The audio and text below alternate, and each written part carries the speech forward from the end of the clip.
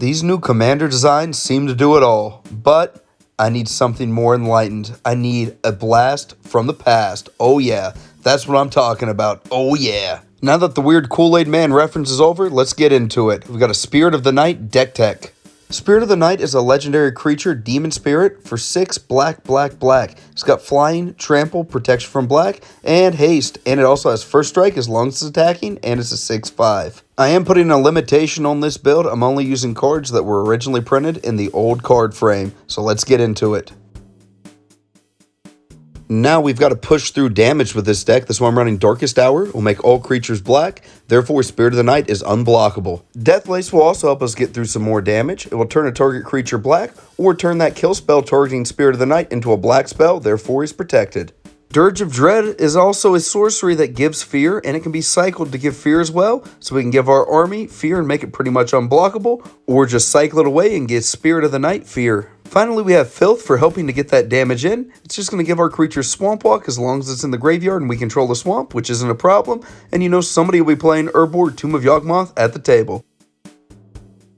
Our commander has a very high mana cost, so we got to ramp it out with efficient ramp like Soul Ring. And we need as many 2-mana rocks as possible for our ramp package, so I'm going to include ones like Charcoal Diamond. Just comes into play tapped, and taps for a black. Mind Stone's another 2-mana rock that's a must-add. It just taps for a colorless, or we can sacrifice it to draw a card, which is some good value. Felwar Stone's another one of those efficient rocks. It costs 2 mana and can tap for a color. Skull of Ramos is an interesting one. It costs 3 mana, it can tap for a black mana, but you can also sacrifice it to add a black mana to your mana pool. Star Compass is a mana rock that can tap for any color that a land we control could produce. Thrain Dynamo is a classic mana rock that can tap for 3 colorless mana to help really power out our commander early. Black Mana Battery is one of the weirdest mana rocks. It's a 4-mana rock that taps for a black, but you can put charge counters on it to add additional mana. Sisay's Ring's an overcosted Soul Ring. It just taps for 2 colorless mana. Worn Power Stone's another overcosted Soul Ring. It just taps for 2 mana as well, but it enters play tapped. Jet Medallion is a mana reducer that's going to reduce the cost of all of our black spells. Therefore, it's a must play. Don't worry, folks, we're still ramping. That's why I put the OG fast mana spell, Dark Ritual, in this deck. The fast mana train continues with Cabal Ritual. It's a 2-mana instant that adds 3 black to your mana pool. If we have Threshold, it's going to add 5. We even have lands that help accelerate us. That's why I have Ancient Tomb, just taps for 2 colorless mana.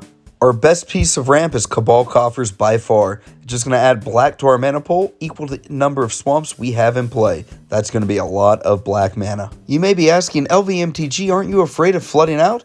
I'm actually more afraid of not being able to cast my commander.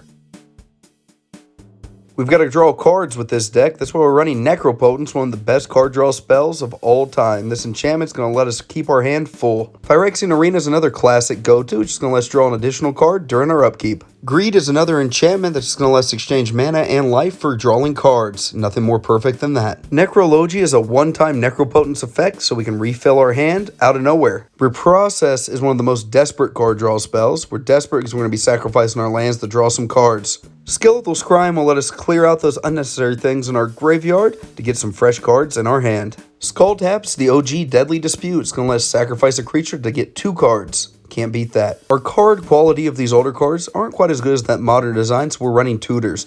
Big one's going to be Entomb. Let us pull any card out of our deck and throw it right in the bin. Demonic Tutor is going to let us search out any card in our library and put it straight in our hand. Don't even have to reveal it. Vampiric Tutor lets us get our best option out of our deck and put it right on top of our library during your opponent's end step. Buried Alive is almost a draw spell to us because it lets us get 3 creatures out of our deck and put them in our graveyard. We're definitely grabbing Filth as one of them.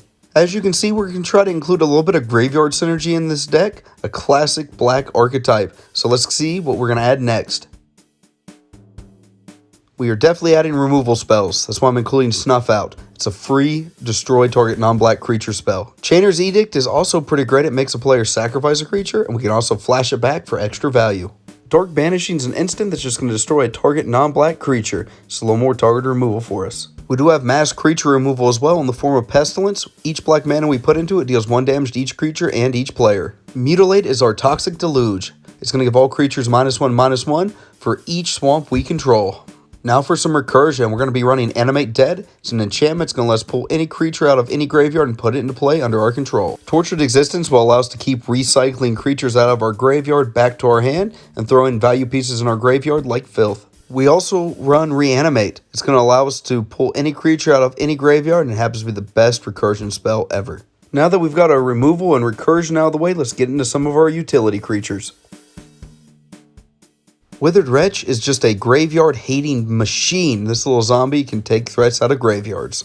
Phyrexian Rager is one of the most reprinted cards of all time, it seems, and it lets us draw a card when it ETBs. Phyrexian Gargantua is another card draw piece. When it ETBs, we get to draw 2 cards. Carrion Feeders are a little sacrifice outlet, so if one of our threats is about to get exiled, we just sack it and get in the bin so we can get it back. Soldevi Adnate is our little Llanowar Elves. It's going to let us sacrifice a creature to add mana to our mana pool to cast our bigger threats. Phyrexian Delver is going to let us pull creatures out of our graveyard when it ETBs straight to the battlefield. Chainer Dementia Master is going to keep letting us pull creatures out of any graveyard and putting them straight into play under our control. Necrotol let us destroy a non-black, non-artifact creature when it enters the battlefield. Bone Shredder is another ETB removal piece, just like Necrotol. It's going to let us destroy a non-artifact, non-black creature. Dark Hatchling will also let us destroy a non-black creature when it ETBs, but also it's a 3/3 with flying, so we might be able to get some beats in with it. Bane of the Living is mass removal in the body. You morph this insect and give creatures -X/-X until end of turn. Faceless Butcher will let us exile any creature when it ETBs, but if they destroy our Faceless Butcher,